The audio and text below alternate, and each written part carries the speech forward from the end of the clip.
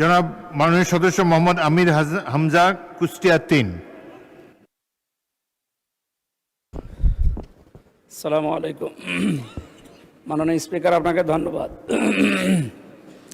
তো নোটিশ দিয়েছি প্রায় 30টা, কোনটার উপরে আমি তো জানি না। মানে দৈনিক একটা নোটিশ দিবেন।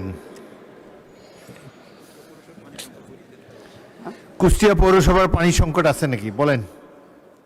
মাননীয় স্পিকার, বাংলাদেশের অন্যতম জেলা কুষ্টিয়ার পৌরসভার পানি নিষ্কাশন যে ব্যবস্থাটা এখন দিন দিন অকেজো হয়ে পড়ার কারণে আমাদের জনদুর্ভোগ চরমে পৌঁছিয়েছে।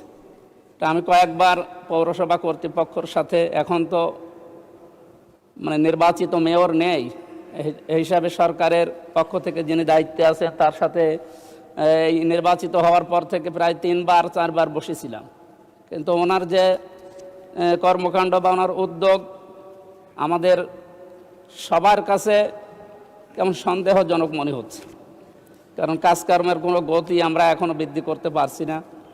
আমরা নির্বাচিত সদস্য হওয়ার পরেও তার কাছে যে সমস্ত বিষয়গুলো পাওয়ার কথা এগুলো না পাওয়ার কারণে জনমনে একটা আমাদের প্রতি ভিন্ন একটা ধারণা তৈরি হচ্ছে।